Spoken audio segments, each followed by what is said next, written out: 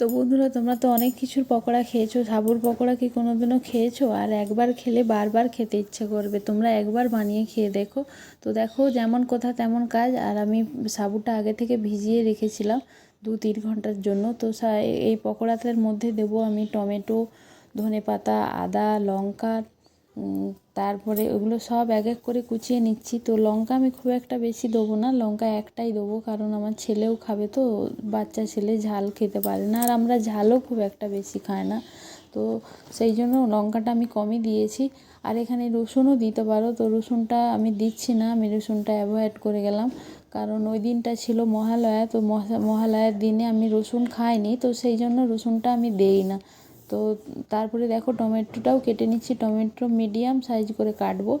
তো সব কিছু কেটে নিলাম। তারপরে এই যে সাবুটা ভেজানো, জল ঝরিয়ে ভালো করে জল ঝরিয়ে নিয়েছি। আবার যেই পাত্রেটা আমি মাখবো সেই পাত্রে ঢেলে নিলাম। তারপরে এক এক করে পেঁয়াজ কুচি, আদা কুচি, লঙ্কা কুচি, ধনেপাতার কুচি, টমেটো কুচি সব দিয়ে দিলাম। তারপরে হলুদ গুঁড়ো, লঙ্কা গুঁড়োটা আমি দিচ্ছি না। তো হলুদ গুঁড়ো, নুন, গরম মশলার গুঁড়ো, জিরে গুঁড়ো সব এক এক করে দিয়ে দিলাম এর মধ্যে। তারপরে দিয়ে দেবো একটা আলু সেদ্ধ। আলু সেদ্ধটা দিলে আরও বেশি ভালো লাগে, যাতে ওইটা চিট খুলে না যায়। তো এর মধ্যে দিয়ে দেবো ময়দা। তো ময়দাটা আমার কাছে বন্ধুরা ছিল না, সেই জন্য আমি আটাই দিয়েছি। কিন্তু বিশ্বাস করো, স্বাদটা একটু চেঞ্জ হয়নি, স্বাদটা একই রকম ছিল। তো তোমরা চাইলে ময়দা দিতে পারো, আমার কাছে ময়দা ছিল না, সেই জন্য আমি আটাটাই দিয়েছি।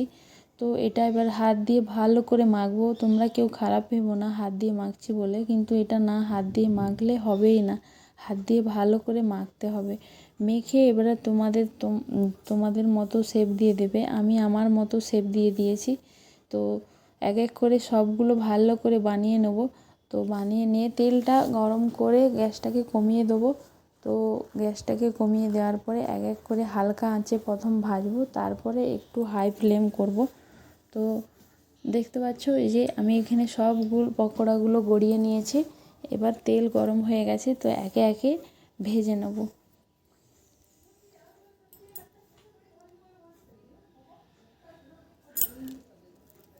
তো দেখতে পাচ্ছ, যখন মচমচে হয়ে যাবে, তো তখন তুলে নেবো। একটু মচমচায় এটা খেতে ভাল লাগে। তো তোমরা এটা সস দিয়ে খাবে, টমেটো সস দিয়ে। আর যদি তোমাদের কাছে মেয়োনিজ থাকে সেটা দিয়েও খেতে পারো। তো আমার ছেলে তো মেয়োনিজ দিয়ে খেয়েছে, এটাও খুব ভালো লেগেছিলো। দেখতে পাচ্ছ একদম মচমচে আওয়াজ হচ্ছিলো। তো ওই রকম পর্যায়ে তোমরা তুলে নেবে, তুলে নিয়ে তারপরে সার্ভ করবে। তো এটা বন্ধুরা বিশ্বাস করবে না, খুবই ভালো খেতে হয়েছিল, আর একটা হেলদি খাবার। আর এই যে দেখতে পাচ্ছ সস নিয়ে নিয়েছি, তো আমার ছেলেকে দিয়েছি। আমার ছেলে তো খুবই খুশি। তো ও প্রথমে একটা খেয়েছে, বলছে মা খুবই টেস্টি হয়েছে। তো তারপরে আমিও নিয়ে বসে গেলাম, আমি আর দেরি কেন করি। তো দেখতে পাচ্ছ আমিও নিয়ে চালু করে দিয়েছি। তো তোমরা চাইলে বানিয়ে খেতেই পারো। আর ভিডিওটা যদি ভালো লেগে থাকে, লাইক, কমেন্ট, শেয়ার এবং সাবস্ক্রাইব করে দিও। আর পাশে থাকা বেল আইকনটি টং করে বাজিয়ে দিও। আর ফেসবুক থেকে দেখে থাকলে ফলো করে দিও। আজকের মতো টাটা, বাই বাই।